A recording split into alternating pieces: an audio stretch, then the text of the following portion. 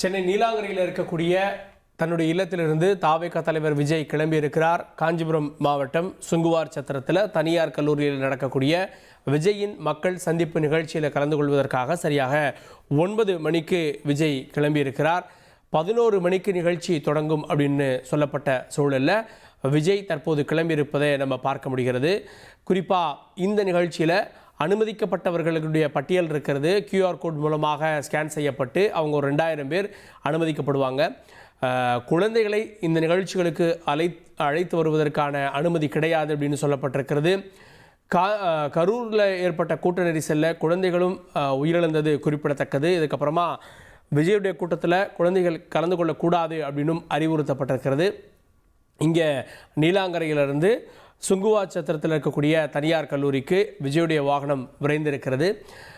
விஜயை பொறுத்த வரைக்கும் மக்கள் சந்திப்பு அப்படின்றது 55 நாட்களுக்கு பிறகு இது நடக்கிறது. கட்சியினுடைய சிறப்பு பொதுக்குழு அப்படின்றது கூடியது. இதற்கு இந்த கரூர் நிகழ்வுக்கு அப்புறம் விஜய் வெளியில் வந்தது அப்படின்றது 2 நிகழ்வுகள். ஒன்று சிறப்பு பொதுக்குழு ஒன்று கூடியது. அதே போல் விஜய் கரூர் நிகழ்வில் பாதிக்கப்பட்டவர்களுடைய உறவினர்களை மாமல்லபுரத்தில் சந்தித்தார். இந்த 2 நிகழ்வு தான். இதில் விஜயினுடைய இந்த பொதுக்குழு நிகழ்வு தான் வெளிப்படையாக நடந்தது.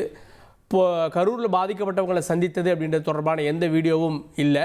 ஆனால் அங்கே என்ன நடந்தது அப்படின்றதெல்லாம் பாதிக்கப்பட்டவர்களுடைய உறவினர்கள் தெரிவித்த காட்சிகளாக பார்த்தோம். இதற்கு மத்தியில் விஜயனுடைய இந்த நிகழ்ச்சி, அதாவது மக்கள் சந்திப்பு அப்படின்றது முழு வீச்சில் தொடங்கியிருப்பதாக தெரிகிறது. இதற்கென பல வகையில் விஜய் ஆயத்தமாக இருக்கார். குறிப்பாக ஒவ்வொரு கட்சிக்கும் இருக்கக்கூடிய தொண்டர் அணி அப்படின்னு அழைக்கப்படக்கூடிய டிஷர்ட் அணிந்து அந்த கூட்டத்தை கட்டுப்படுத்தக்கூடிய ஒரு டீம் இல்லாமல் இருந்தது. அது உருவாக்கப்பட்டிருக்கிறது. முன்னாள் காவல்துறை அதிகாரிகள்லாம், முன்னாள் ஓய்வு பெற்ற இராணுவத்தினர்லாம் இந்த ஆலோசனையில் ஈடுபட்டு அவங்களுக்கு சிறப்பு பயிற்சி கொடுக்கப்பட்டிருப்பதாக சொல்கிறாங்க. அவங்களுடைய நம்பர் என்ன அப்படின்றது இன்றைக்கி பார்க்கக்கூடிய இந்த கூட்டத்தில் தெரியும்.